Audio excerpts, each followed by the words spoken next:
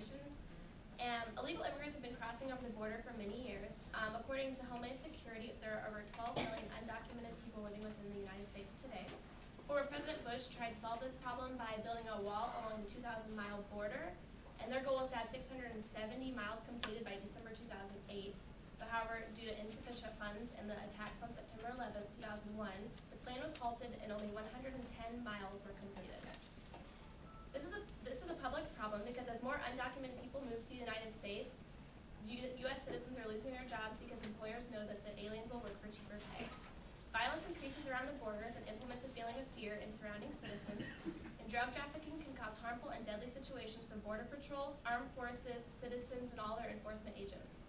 The consequences of their actions are affecting every American, if not directly, definitely indirectly, by costing us over $346 billion a year in welfare, unpaid taxes, and financing loans.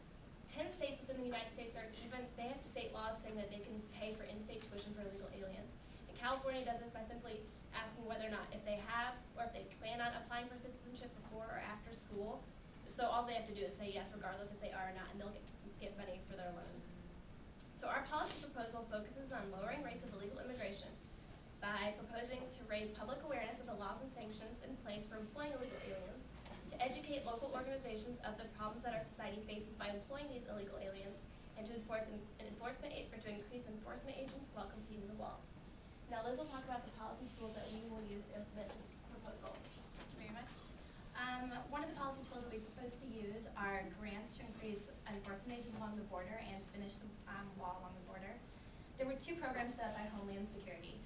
One was Operation Stone Garden, which gave $60 million to the United States to disperse for immigration needs, $25 million, which was given to Arizona, Texas, Nevada, and New Mexico. Our proposal is to give an additional $10 million from that $60 million to those 4 bordering states to really increase the enforcement agents and to finish the building of the wall. Another program was the State Homeland Security Program, which gave $900 million to the United States. $100 million of that was given to those 4 states previously mentioned. And again, our proposal is to give an additional $50 million from that $900 million to those 4 states to just, again, increase border control and to keep illegal immigration down. The next tool that I propose to use is education of local community organizations. 3 things that I like to focus on are welfare, the cost of education for illegal immigrants, and the fact that this is morally corrupt. 51% of illegal immigrant households are in some type of welfare program. And considering that they are not paying taxes, this means that law-abiding U.S. citizens are paying for their food stamps, for their medical needs, and not getting anything back in return to the economy. Also, the cost of education for an illegal immigrant. Florida did a study, K-12 schooling costs $1.5 billion annually to put an illegal immigrant through school. And this doesn't even include the loans and grants they may receive after getting out of high school and going to college if they see fit. And also the fact that this is wrong. I feel like a lot of people are forgetting that there are laws and sanctions set up by Congress stating that this is illegal. They are illegal immigrants. And people are just turning their heads and looking the other way at this point. And then the next tool that we plan to use were tax expenditures to local businesses who provide extensive background checks to their employees, who really make sure that they are legal citizens and law-abiding citizens. And then if they do come across illegal aliens, not just looking the other way, really reporting this to their local community members and their police and for deportation. And then those businesses that are looking the other way, to really implement those high fines and penalties, to make sure that they know, we want to show those businesses that the money they would be saving by employing these illegal immigrants is not worth the cost of losing their business. So I'm going to turn it over to Lindsay to consider our proposal.